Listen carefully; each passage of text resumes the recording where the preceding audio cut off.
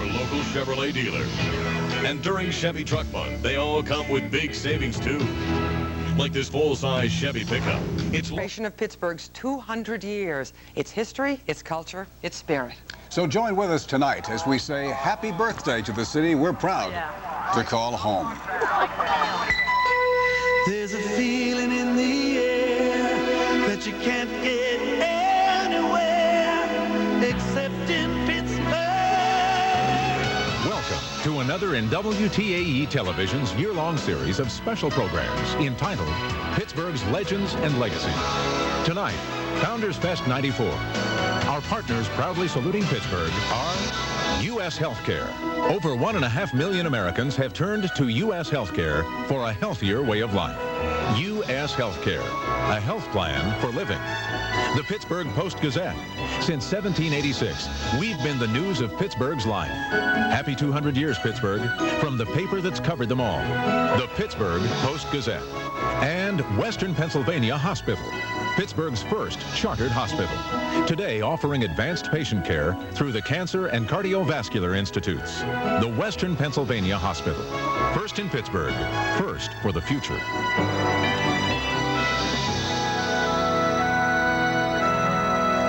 Good evening, everybody. I'm Don Cannon. And I'm Sally Wiggin. 200 years ago, Pittsburgh was on the eve of a new beginning. With an ever-expanding population, it was finally ready to shed its mantle as a frontier town. On April 22nd, 1794, the Commonwealth of Pennsylvania recognized this village with a charter. And with that proclamation, the borough of Pittsburgh was born. Indeed it was, Sally. Earlier today, a formal ceremony inside the Fort Pitt Museum kicked off these festivities at Point State Park. This three-day celebration is called Founders Fest 94, and it features events designed to both educate and entertain. What is Founders Fest? Parades, historic reenactments, food booths, arts and crafts, musical entertainment, baseball, and plenty of fireworks, something for everyone. As Pittsburgh's treasured past will be honored this weekend in one big celebration called Founders Fest. The event is being coordinated by Pittsburgh Founders Council in recognition of April 22nd, the date that 200 years ago moved Pittsburgh into the future. This event is designed to be a historical lesson for not just Pittsburghers and people in the region, but people who are coming to visit Pittsburgh. The intention is to showcase the city's history with a walk-through time exhibit, complete with reenactors highlighting the colonial period to the Civil War. But the attractions don't stop there. Point State Park will be a smorgasbord of activities for all ages. Most of the historic things, the entertainments will be happening over in the encampment, where they will be doing demonstrations of different things like firing muskets and so forth. But we're going to try to do a little more contemporary entertainment that everybody will be able to relate to. If you remember the old Allegheny County Fair at the South Park Fairgrounds, then you have a pretty good idea about what the council hopes to accomplish. No one is more familiar with the success of the county fair than Betty Colosimo Malman, the fair's manager for 20 years. The fairs were to be educational, recreational, and wholesome. There was something going on all day long, and I never saw so many families participate. The Founders Fest will attempt to recreate the civic pride that went hand in hand with the old county fair, and with any luck, make this an annual event in Pittsburgh. We'd like to see Founders Fest become the county fair again. We'd like to resurrect that. And whether it's at Point State Park or back to the old county fairgrounds, we'd like to see Founders Fest really become a way for the entire Allegheny County community to come together and get excited about being part of this region. Now, we should also mention that the exhibits and entertainment at the Point start on Saturday morning at 11 o'clock and Sunday at noon. Admission is absolutely free. That's right. And during the next hour, we'll feature many of the special activities taking place this weekend that are part of Founders Fest 94. Our tour guides this evening, Susan Davies and Scott Baker. Right now, we're going to go down to the Point to take a peek at some of the activity there. Here-yins, here-yins, here-yins, happy 200th birthday, Pittsburgh!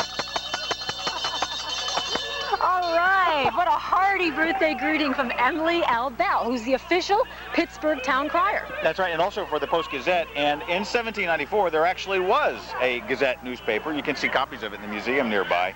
And what a great night out. Oh, it's fantastic. A little cool out here, but right now we're hearing the Edgewood Symphony, and they're performing some Stephen Foster numbers. What great Pittsburgh, favorite son of Pittsburgh, and wonderful music. And we have a lot in store here tonight. This is perhaps one of the most pivotal places of real estate in the country. The point at that time in 1794 was kind of like the Pennsylvania Turnpike. This was the toll booth that let everybody go west. And so everybody that was anybody in 1794 came through this point right here. And we have a few stragglers, look like they were from the 200-year-ago era, that are over there camped out on a rather cold night. And we're going to visit them just a little later on, and you're going to be talking about some of the food and fun the crafts, some great food here. We'll talk about that, and there's just a lot going on. Well, we're having a great time down here, and we'll try to bring some food back to the studio, too, Don itself. Did you hear that? Okay. I heard that. We'll be back. Thank you, Susan and Scott. We look forward to seeing you again throughout the evening, Susan and Scott, with updates about the fun and all the shenanigans going on at Point State Park. Ahead on this edition of Pittsburgh's Legends and Legacies, we'll begin our look back at Pittsburgh's 200-year history through the eyes of area high school students. Explore our city's musical heritage from Stephen Foster to the jazz sounds of the 20th century. Celebrate Pittsburgh's title as City of Champions in the sports world. And with the help of museum exhibits, see what life was like during different periods in the region's history. Plus more coverage of this weekend's events from Founders Fest 94. We, the people of the United States. Since before the nation was a nation. Oh, Susanna. Before that nation shared a common song. Before its second revolution. It was Wagner who brought the Pirates into the series. Since before the nation discovered its national pastime, the Post-Gazette is where Pittsburgh has turned for the news of its world.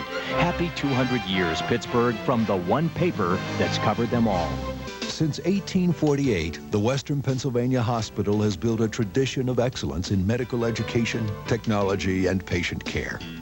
Last year, our Cardiovascular Institute performed over 1,000 open heart surgeries. And physicians at the Western Pennsylvania Cancer Institute are pioneers in research and treatment of malignant brain tumors. State-of-the-art healthcare for Pittsburgh. Yesterday, today, and tomorrow. That's the Western Pennsylvania Hospital. The National Negro League produced some of baseball's greatest legends, and during Founders Fest 94, the legend lives again as young athletes recreate baseball history. The Homestead Grays and the Pittsburgh Crawfords, April 23rd at Three Rivers Stadium. Buy your tickets game day at Gate A, or mail your check payable to the Pittsburgh Founders Council.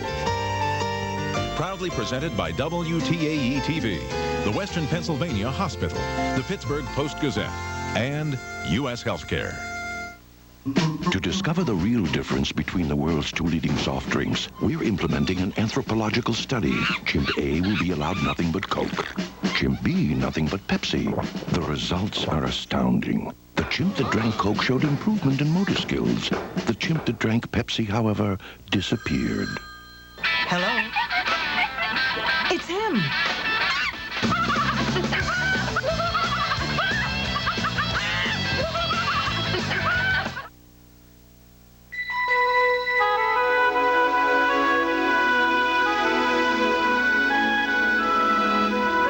Stunning city. Yeah. Absolutely stunning. Since its birth on the colonial frontier in the mid-1700s, Pittsburgh has always been dynamic and alive. Its transformation from the smoky city to the nation's most livable city has been unprecedented. It certainly has. And that transformation could only have occurred because of Pittsburgh's unique blend of geography, industry, and people with vision and spirit. We'll examine these vital elements that played a major role in shaping Pittsburgh with the help of some students from the Pittsburgh Public Schools. Geography was the major influence in the development of Pittsburgh. Its unique location at the confluence of two rivers, which joined to create the Great Ohio River, made Pittsburgh an ideal spot for development. It was the original gateway to the West. Pittsburgh's early days as a trading post found Native Americans, fur trappers, farmers, merchants, and adventurers buying and selling their wares and loading up on provisions for their trips west. By the end of the 1700s, because of its proximity to natural resources, Pittsburgh would soon discover its place in an industrial world. This period in Pittsburgh history, the latter half of the 18th century, is the focus of much attention this weekend, especially around the Points Blockhouse. One of the main attractions is a historical reenactment of military life from the French and Indian War to the Civil War.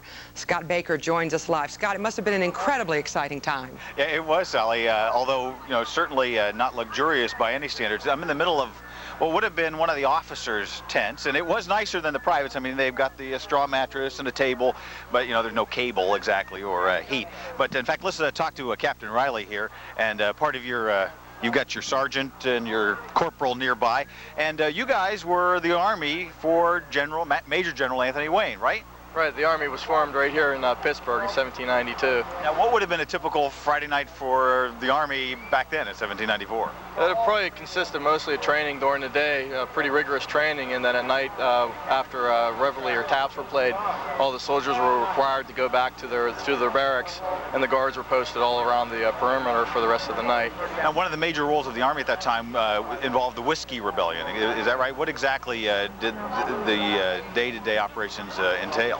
Well, the Army that was here was fighting in the Ohio country during the time, so the Federal Army, the militia, was called up. But actually, when it came down to protecting Presley Neville, the tax collector, Wayne's Army protected them, and they actually killed the leader of the Whiskey Rebellion.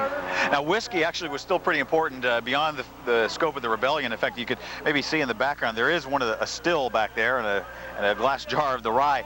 That was part of the day-to-day life for the average soldier too. How much whiskey did they get in the morning? Well, at reveille you got a half gill of whiskey, which is about 3 shots. 3 shots in the morning, a little extra in the evening? Well, yeah, the soldiers probably traded it, and the guys that didn't drink probably gave it to their friends. But if you did something really good, you'd get a full gill of whiskey, which is 6 shots. Wow. Very impressive. Now, these guys are going to be around this weekend, and you can come by and talk to them, ask them lots of questions. They've got a little camp where they're cooking their dinner, and you can walk through and just see how life was for the militiamen back in 1794.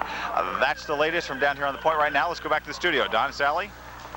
Okay, thank you, Scott. Another event this weekend where history is going to be acted out is the Founders Fest tribute to black baseball here in Pittsburgh.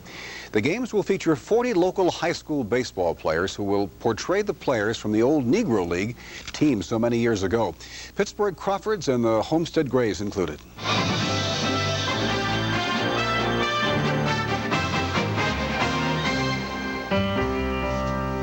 Rising out of the segregation of the early 1900s, a baseball league was formed that became central to black culture.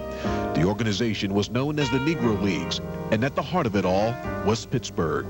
There is so much history just here in Pittsburgh, and not even talking about the other teams that have made up the Negro League. There's so much out there that a lot of people are not aware of the great contribution that the Homestead Grays and the Pittsburgh Crawfords made to the city of Pittsburgh. Rahman Sharif is a promoter of the league's history. He's assisting this tribute to black baseball by adding some of the authenticity. Uniforms resembling the ones worn by the old Crawfords and Grays. But now, just like it was then, it's the players who provide the magic. The kids are able to portray some of their heroes. They all know about Josh Gibson, Cool Papa Bell, players like that who had to really play hard in those days to even be noticed. With both grandfathers former Negro Leaguers and a nephew participating this weekend, organizer Wayne Moody has put his heart and soul into this project. He and his staff have chosen the best black players from the City League and WPIAL to field the teams. It gives the kids something to really strive for because they know that their predecessors struggled, and they have to struggle a little bit, but they know that if they keep plugging at it, that they're going to be okay. In order to participate, each youth had to research and write an essay about a specific player or the Negro League in general. Once on the field, they will portray players from that era, with the hope of educating more people about the pride the teams generated in Pittsburgh. I just want people to go home with the feeling like, oh man, I wish I had learned more about these Negro Leagues and learned how good they really were, because it's something that all Pittsburgher needs to know about. And good they were indeed. Tomorrow's game is scheduled for 1 p.m. at Three Rivers Stadium. Admission is $2. Sunday's game at 1 p.m. will be held at West Field over in Munhall. Admission there is free.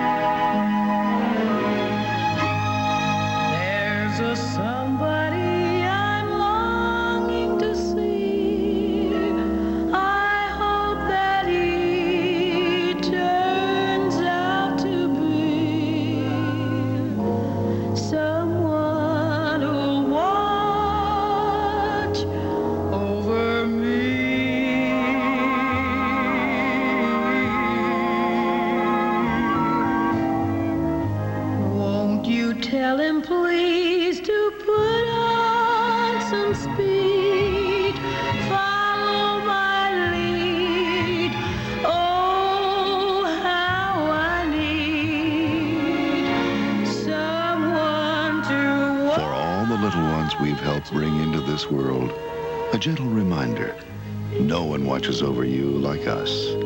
U.S. Healthcare, a health plan for living. We, the people of the United States. Since before the nation was a nation. Oh, Susanna. Before that nation shared a common song. Before its second revolution. It was Wagner who brought the Pirates into the series. Since before the nation discovered its national pastime, the Post-Gazette is where Pittsburgh has turned for the news of its world. Happy 200 years, Pittsburgh, from the one paper that's covered them all. Math is easy. Let's say you have 15 Butterfinger BBs. And I take 5 of them. What do you have left? One less, sister. Crispity, crunchity, Butterfinger BBs. Nobody better lay a finger on my Butterfinger.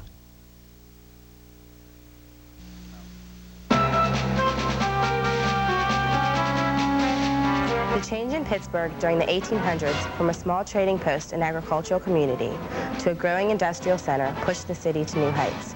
For over a century, Pittsburgh was the iron, steel, and glass manufacturing center of the country, an industrial powerhouse expanding its economy by an awesome measure.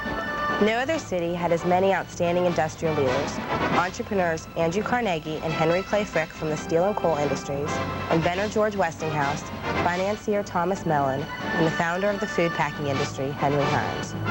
These men helped to shape the nation while raising the standard of living in Pittsburgh.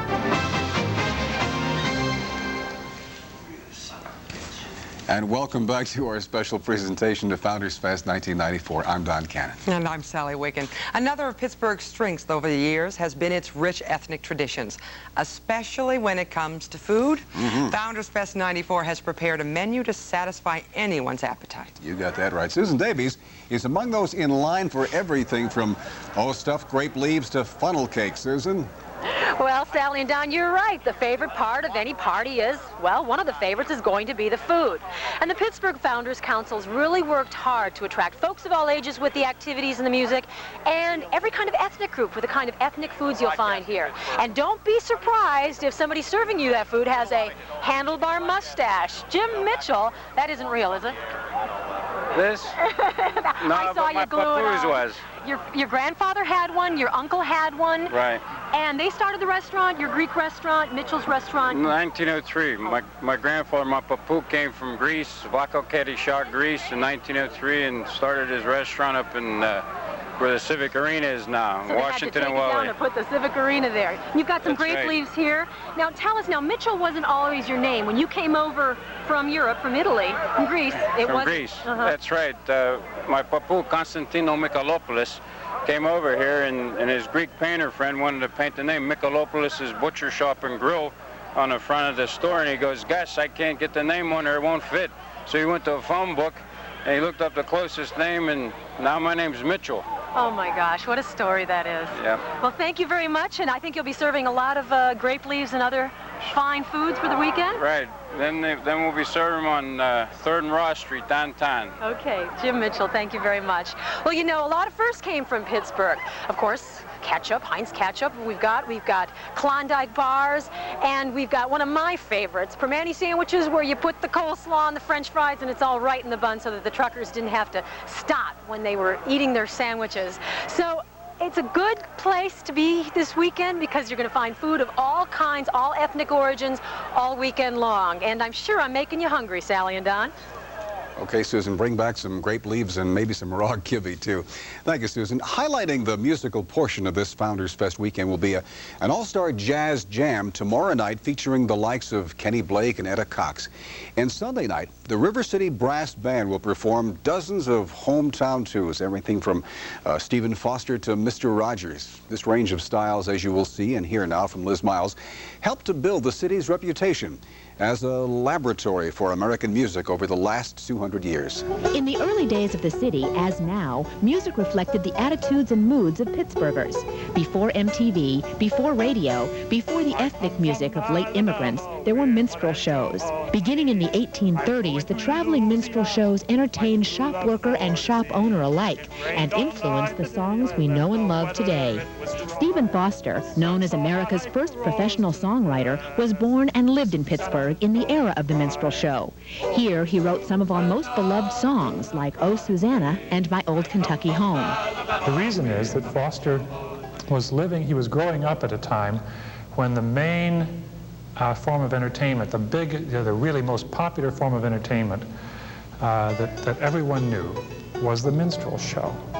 Now, we have problems, of course, today in understanding the minstrel show and appreciating it because it had a lot of negative aspects. I mean, it was very violently anti-black. It was more than condescending. It was outrageously demeaning of African Americans. Foster was not political, but he hoped that his music might generate much-needed social change. He never visited the South, yet he understood the pain of the separation of the slaves from their loved ones and the heavy burdens they carried. He was the first white composer that historians have been able to document who actually wrote with compassion about the blacks living under slavery, and his music was so widely popular that it had a great effect. After the Civil War, minstrel shows faded from American life. Industrial workers formed unions, and a new type of music evolved. The workers took up brass instruments, and union meetings often involved the performance by the union brass band. They learned their music by ear and played in parades and parks. Most fire companies had brass bands and played waltzes, polkas, and patriotic music for civic events around the city. Some union brass bands still exist today, and the River City Brass Band introduces a new brass band sound to Pittsburgh audiences. There is something just uniquely appealing about the sound of a brass band, no matter what it's playing, whether it's Broadway show tunes or original contemporary music or Victoriana, whatever. There's just something inherently appealing about the sound of a brass band. Although the River City Brass Band is relatively new, they do play some of the old Sousa marches and brass band music from 100 years ago. They add to that the sounds of the British brass bands that influenced their creation. And this weekend, they'll perform both styles at Point State Park.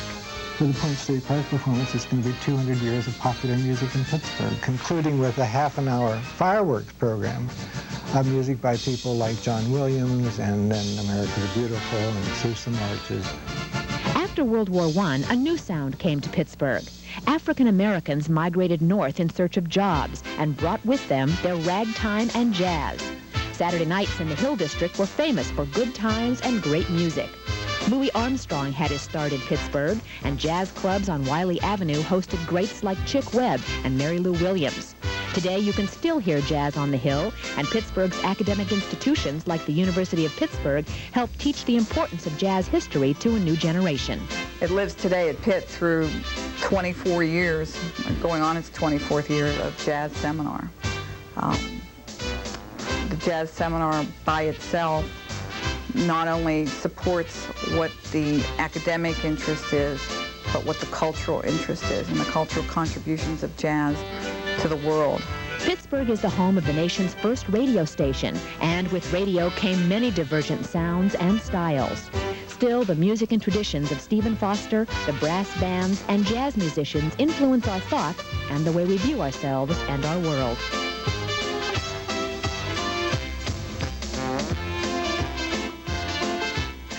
And there you have it, the Edgewood Symphony playing down at Point State Park. I think that's Beethoven. Music will also play an important part in tomorrow morning's Founders Day Parade. 20 marching bands from area high schools, as well as ethnic, cultural, and military groups representing many of Pittsburgh's neighborhoods and organizations, will all parade through downtown.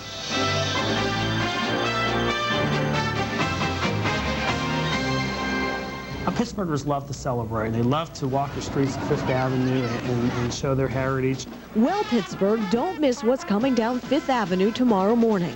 In what's being billed as the city's largest parade ever, representatives from the Columbus, St. Patrick's, African American, Labor, and Veterans Day parades are working together for this Founders Day celebration. We're going to do pretty much a timeline of the 200 years of history. 200 units are expected, including ethnic groups in native costumes who will march according to the period in which they arrived in Pittsburgh. Reenactors and veterans group will track 250 years of Western Pennsylvania military history, and appearing among the marchers will be special floats spotlighting many of the city's first. What we're portraying is the very first movie ever filmed in Pittsburgh, which was The Perils of Pauline. I believe it was 1914. The Pittsburgh film workers, made up of professionals from all walks of film life, have designed a float to mark 80 years of film production in the city, complete with a cast and crew to add just the right touch of camp. I'll be on the float as Pauline, Dudley's girlfriend, and the evil Hairlip Harry has stolen me away and tied me to a log. As Pauline's to be sawed in half by the villain on the log at the sawmill, which is depicted in so many cartoons and many of the movies, I'm the hero that's supposed to save her. Yeah, and then she's wearing Dudley. Thank you. Oh, Pauline. The enthusiasm for Pittsburgh's heritage displayed by the film workers is infectious. The Founders Day Parade really shows what makes the city strong: cooperation and teamwork among many diverse groups for a common goal. And watch Pittsburghers strut their stuff tomorrow morning at 9:30. The parade begins at the Civic Arena and rolls down Fifth Avenue to the Point, of course, where ethnic groups will perform and compete for prizes.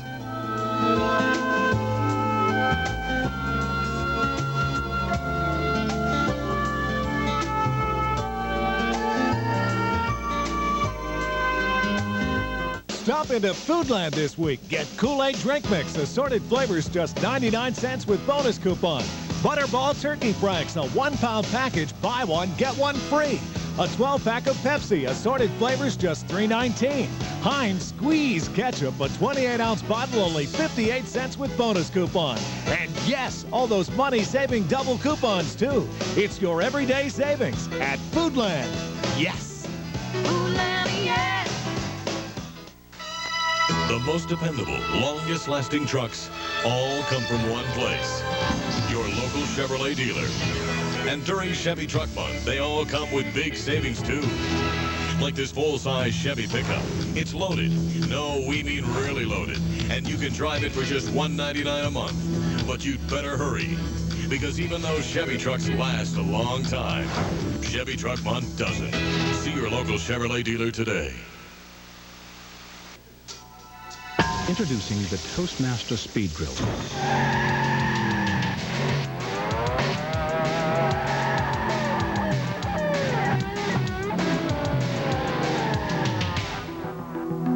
The Speed Grill from Toastmaster takes steaks, chicken, seafood, and more, from frozen to perfect in under 9 minutes.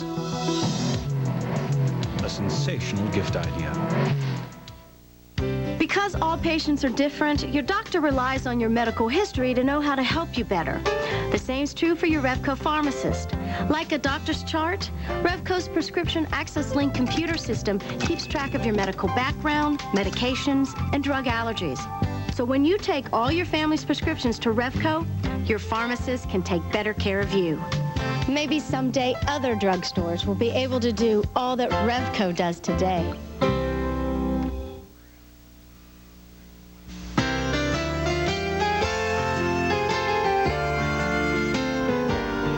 Pittsburgh's industrial base was increasing in the late 19th century, there arose a need for a much larger population base.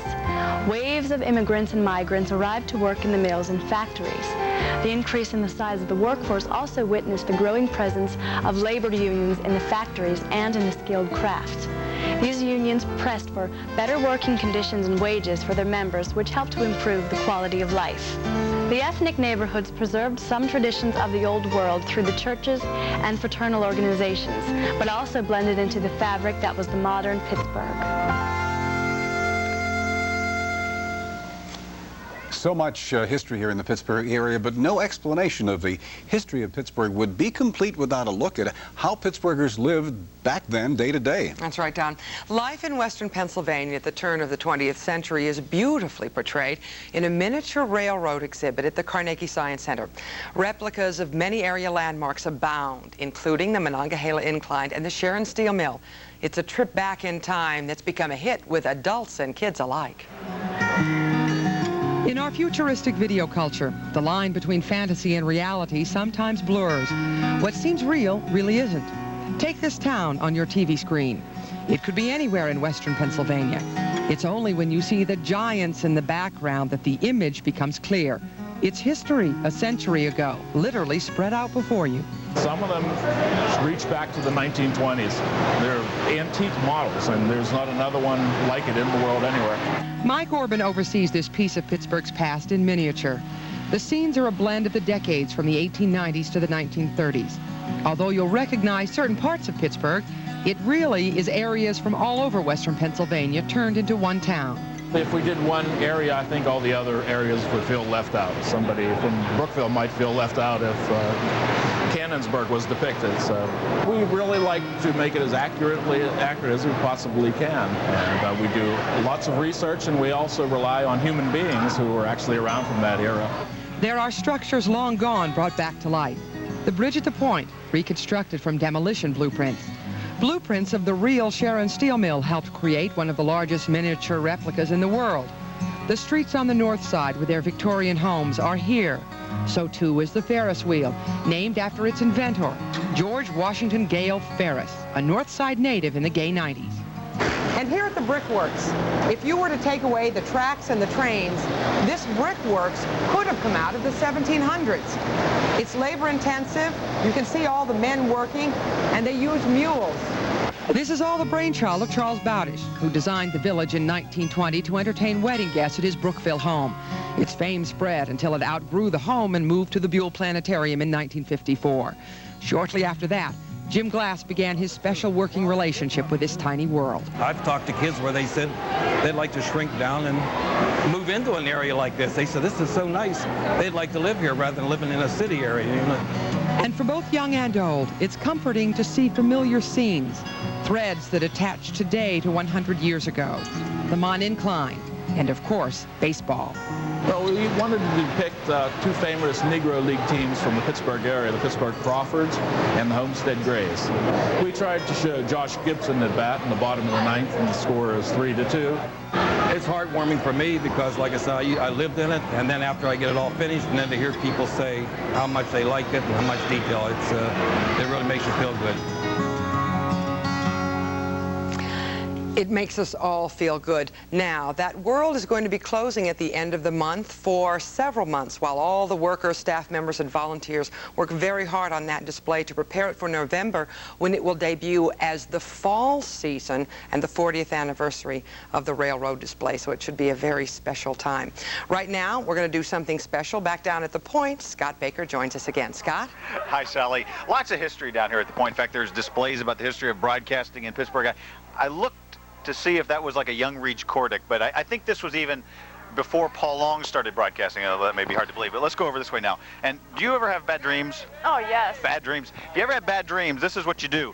These are Indian dream catchers, and to tell us what an Indian dream catcher is Kim. And what did these things do? Dream catchers catch your dreams, good and bad, and what it does is the bad dreams don't know their way out of the web, and they get trapped and burnt off with the morning light. And the good kind of like a ones spider's down web. into a feather. And what would you do? Where would you hang this? Anywhere where it can get sunlight.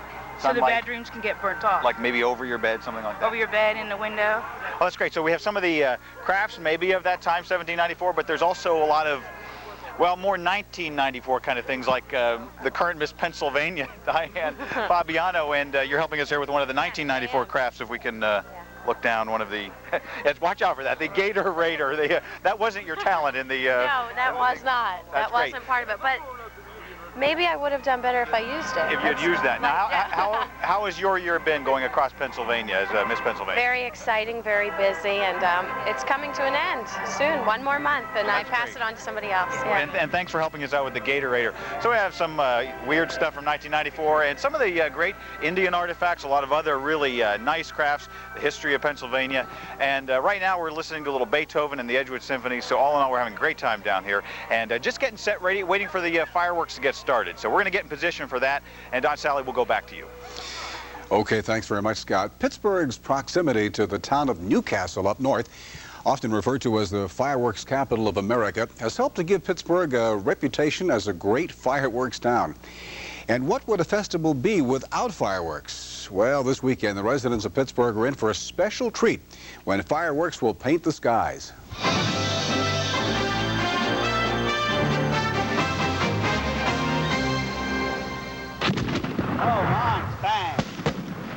The Vitale family from Newcastle has been in the business of shooting fireworks and entertaining crowds for over 70 years. Owner Stephen Vitale, a Duquesne graduate, and his company, Pyrotechnico, have traveled down Route 60 to meet a challenge: how to offer 3 consecutive nights of fireworks for the same city, each night unique from the other.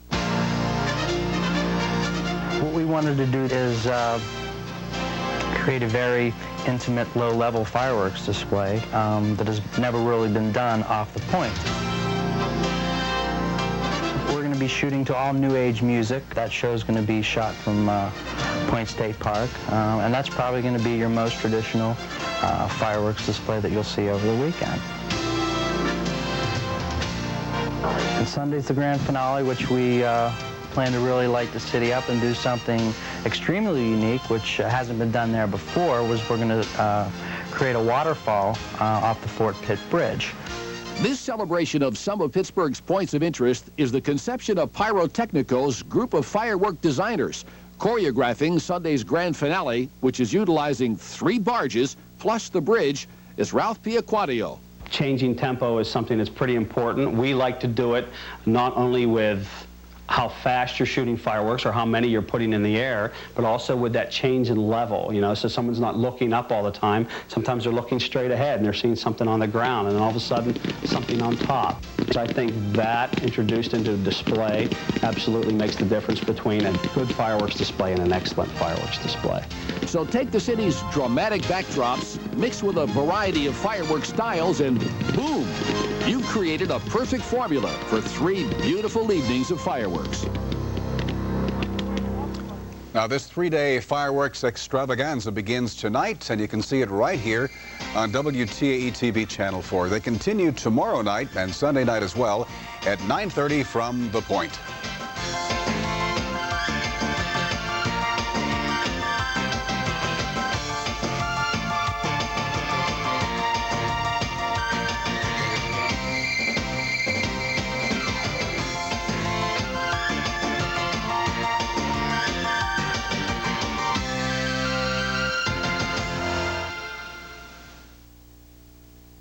Since 1848, the Western Pennsylvania Hospital has built a tradition of excellence in medical education, technology, and patient care.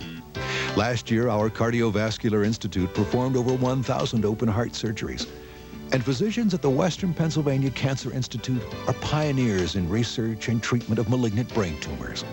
State-of-the-art healthcare for Pittsburgh. Yesterday, today, and tomorrow. That's the Western Pennsylvania Hospital. We, the people of the United States. Since before the nation was a nation. Oh, Susanna. Before that nation shared a common song. Before its second revolution. It was Wagner who brought the Pirates into the series. Since before the nation discovered its national pastime, the Post-Gazette is where Pittsburgh has turned for the news of its world. Happy 200 years, Pittsburgh, from the one paper that's covered them all. Your Ford dealer presents It's Your Call. The year 1993. Ranger outsells S10 for the 7th year straight. In 93, Chevy S10 sales decline. Now through April 30th, the Ford Bedliner is included with the purchase of any new Ford pickup. Chevy, who knows? So what's the best truck buy for 94? It's your call after this. Right now, save up to $1,800 on the 94 Ranger XLT. Plus, a Ford Bedliner is included. We're back. It's your call, Ford or Chevy. If you chose the Ford Ranger, you made the right call. So call your neighborhood Ford dealer or hurry in today. Shop and Save offers you weekly specials on the things you buy most often. This week, Flavor Right Sugar is on sale. 99 cents for the 5-pound bag. Coca-Cola or Sprite in regular or diet. 69 cents for the 2-liter bottle. Buy Brawny paper towels in the 6-roll bundle pack. Only $2.99. And choose from an assortment of delicious Weight Watchers Smart Ones entrees. $1.99 each. Double coupons too. At Shop and Save.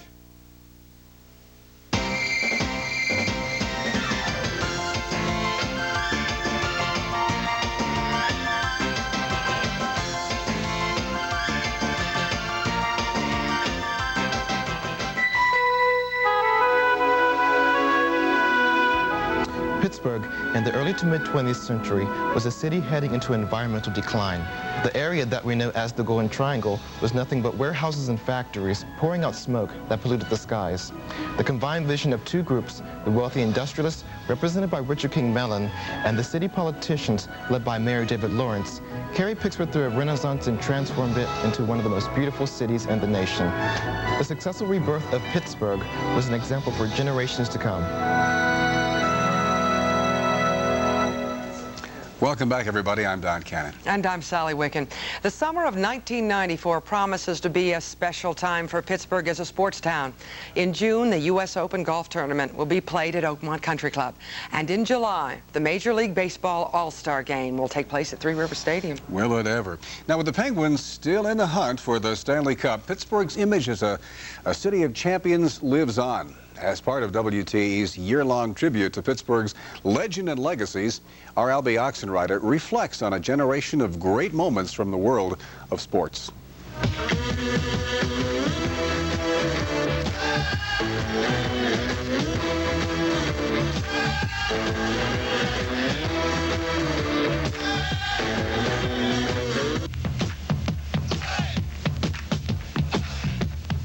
The idea of Pittsburgh as the city of champions had its birth right here at the Forbes Field wall. 19 years before the city officially earned its nickname. It was October of 1960, and I was a young Pirate fan, only a little more than a month old, when a slick-fielding second baseman hit another shot heard around the world. There's a swing and a high fly ball going deep to left. This may do it. Back to the wall goes Berra. It is over the fence, home run. The Pirates win.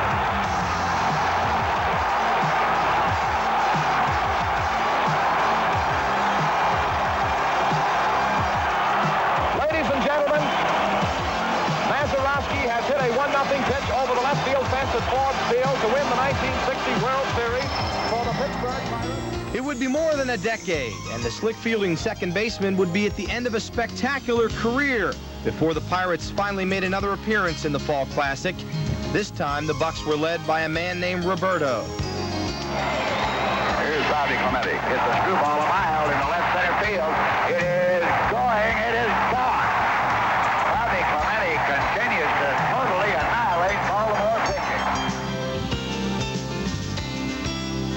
On the football front, the Steelers of the 60s didn't exactly have fans dancing in the stands. In fact, they often played to the chant, "Same old Steelers." But things were about to change, beginning in 1969. A brand new coach came on board, and some inspired draft choices made it obvious that we weren't watching those same old Steelers. The surprising 1972 edition of the Steelers capped off a Cinderella season with the Cinderella play of all time. And this crowd is standing. And Bradshaw back and looking again. Bradshaw running out of the pocket, looking for somebody to throw to, fires it downfield. And there's a collision. It's caught out of the air. The ball is pulled in by Franco Harris. Harris is going for a touchdown for Pittsburgh. Harris is going. 5 seconds after the clock. Franco Harris pulled in the football. I don't even know where it came from. During the early 70s, the Steelers and the surprising Pitt Panthers, led by a young Johnny Majors, put Pittsburgh on the football map, with a national championship for Pitt in 1976 and Super Bowl victories for the Steelers in 75, 76, and 78.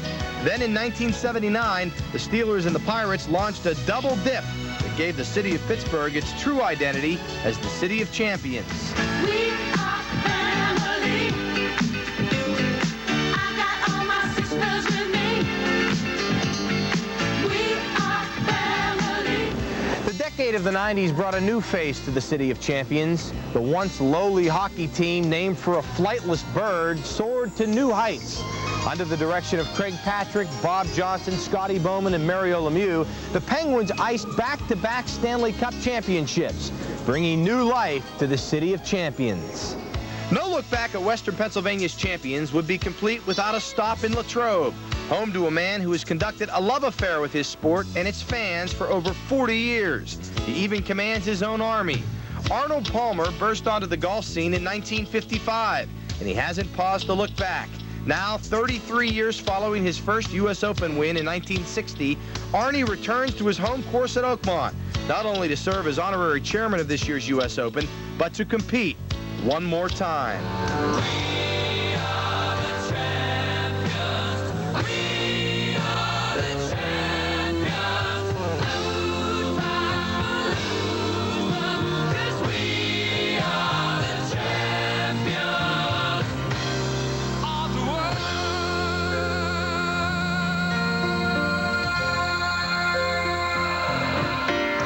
Now, the first of 3 spectacular nights of fireworks is taking place right now at Point State Park. Take a look. You got it.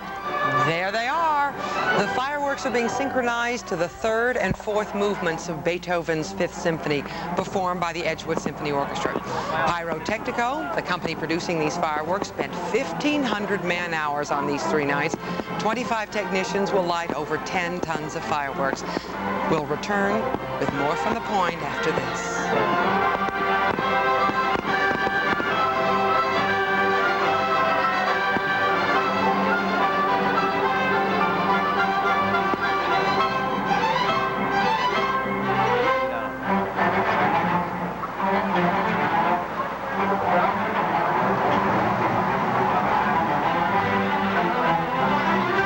I discovered the lump. Once it had been confirmed, I then had a biopsy. The biopsy turned out to be malignant. I really felt good about the cancer because we had caught it in time. I invite every family, whether they've been touched by cancer or not, to join us on Mother's Day to participate in the race for the cure. Giant Eagle is a proud partner in the race for the cure.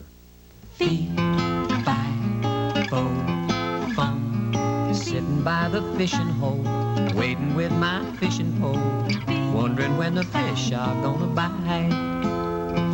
Easy breezy sunny days, maybe all will catch his rays. Heck, I guess that'll be alright. I love fishing. Ooh, I love fish. I'm hooked.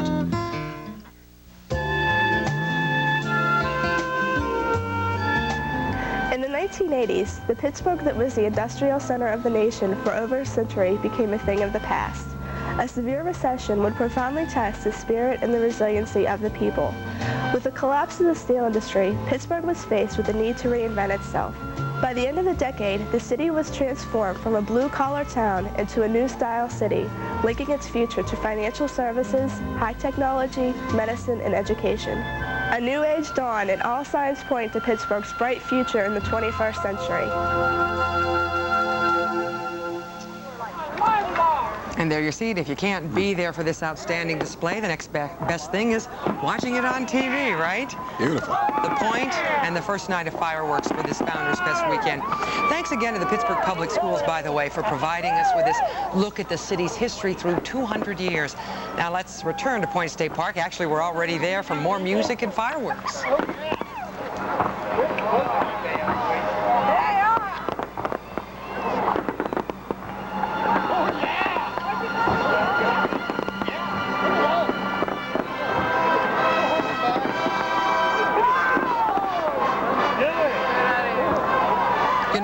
Susan Davies is among the crowd, and she's sampling some opinions about these fireworks and the music. Let's go to Susan now. Susan? Well, I got to tell you, folks, I'm really ecstatic about it. We're all sitting around here sort of huddled together around the fountain because it was a little chilly out here. But, oh, I'll tell you, the fireworks are just fantastic, and to think that there are going to be 2 more nights of fireworks just like this, I think everyone's real excited about it, and a lot of folks are going to be coming back down. One person that's particularly excited, come on over here with me, Ruth Pickering is the mayor of Edgewood, and you have to be doubly pleased. Your symphony sounds wonderful tonight. The fireworks are great. What a night. We're very pleased. We're very proud of our symphony and the way they're performing. And they do a wonderful concert all year, and we're so happy that they can do extra performances such as this. Now, they've been preparing, I guess, from September, so this is a big night for them. It's a very big night. It's a big night for all of us. It's a big night for the city of Pittsburgh. we're all happy to be able to say happy birthday one more time to Pittsburgh. Thank you, Ruth, very much. Enjoy the concert. So again, great fireworks tonight. If you missed it tonight, not a problem. You've got tomorrow night and Sunday. And the folks around here are whispering that Sunday is going to be out of this world. Back to you, Don and Sally. Thanks, Susan. Susan, that was gorgeous. Once again, you've been listening to the Edgewood Symphony Orchestra's performance of Beethoven's Fifth Symphony. And we'll be right back with more of our special broadcast after this.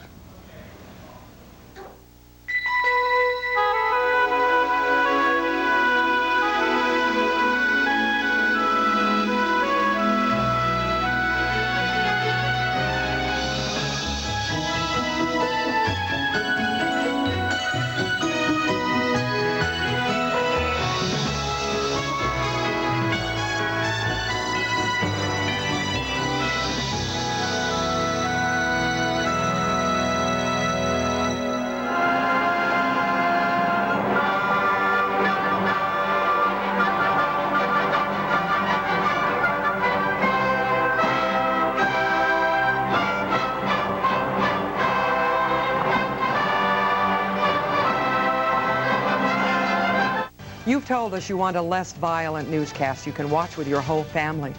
You've told us you want to hear all the news, but you want us to be careful about what we show on TV.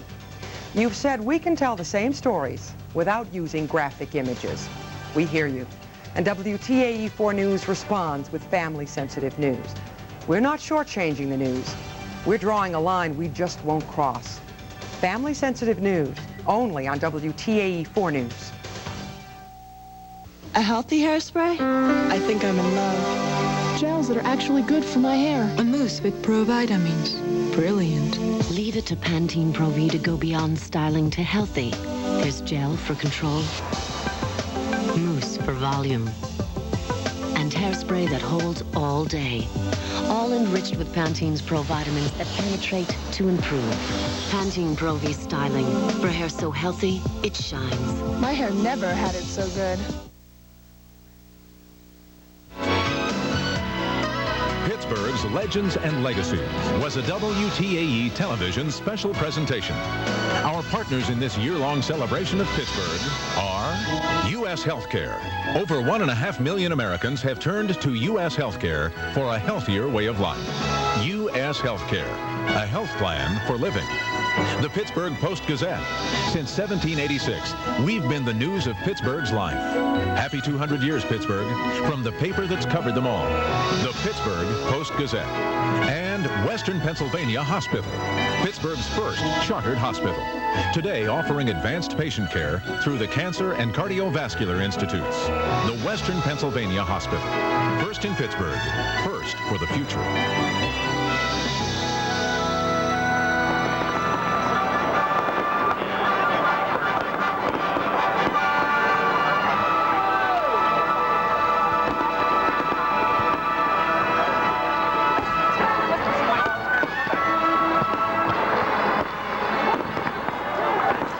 Couldn't be a better night for this. Perfect. Gorgeous. Yeah. We hope you've enjoyed our special presentation of Founders Fest 94, and we look forward to seeing you down at the Point this weekend, starting with the parade at 9:30 tomorrow morning. I expect some coffee from you. Okay. For me. Donuts and for me, yeah. It's supposed to be an absolutely outstanding parade. You've seen the piece about all of the people who are coming together to put it 200 together. units, marching units, and bands, and lots of exciting things. And we're supposed to have gorgeous weather. Begins at 9:30 at the Civic Arena, and marching all the way down to Point State Park. And Joe DiNardo has promised good weather. And he'll be there, by the way. We're all so riding in the if he same doesn't car. give it to us, then you can say something to him. By the way, Susan Davies and Scott Baker will also be there, and right now they're still down at the Point enjoying the fireworks and the wonderful music. Guys?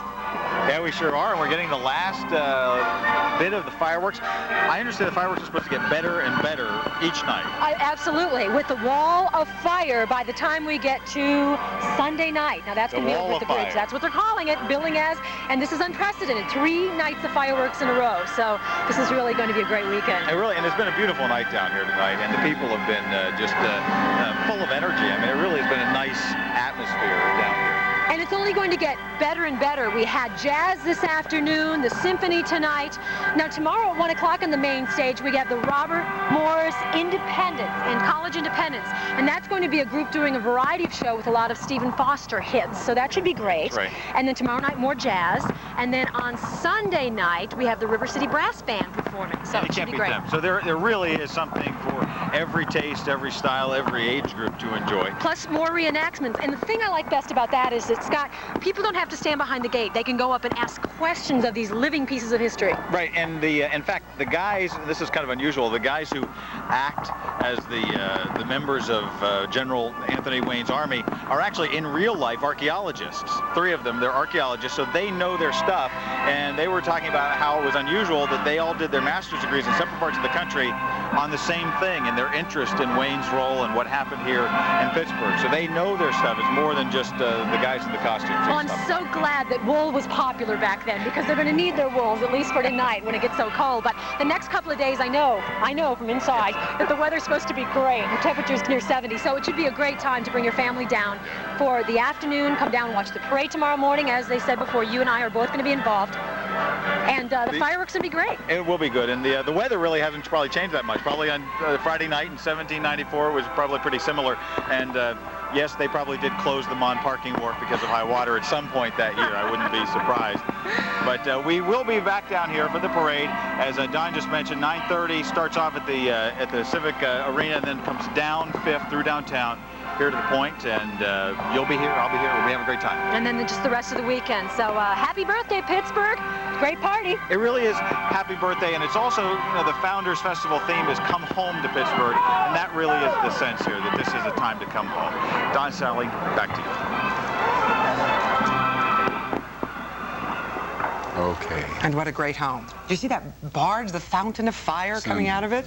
I could watch that all night. It's wonderful. Yeah. Before we close tonight, we would like to share a quote from a city newspaper published April 22nd, 1894.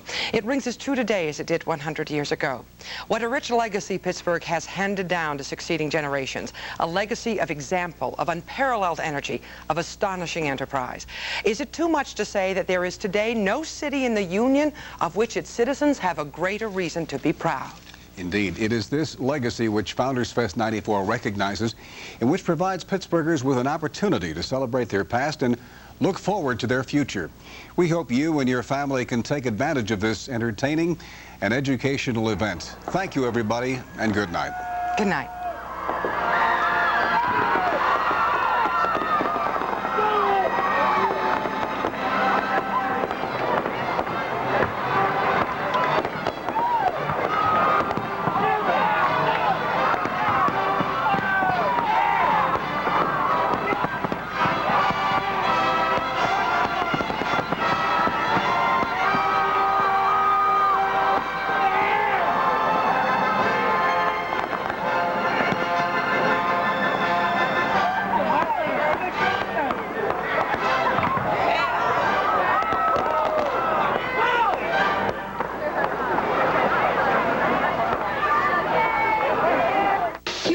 To love this house. As you can see, it's hardly been lived in. Corian countertops are created for cooking. I don't think the woman knew how. Corian's are virtually stain-proof, so you can... The bathroom. No kids, no pets. And Corian surfaces stand up to... They must have been a quiet, elderly couple. DuPont Corian, created for life. You'll find Corian kitchen and bath products at these fine locations. In this Sunday's newspaper, get ready for something scorching. Something hotter than jalapenos.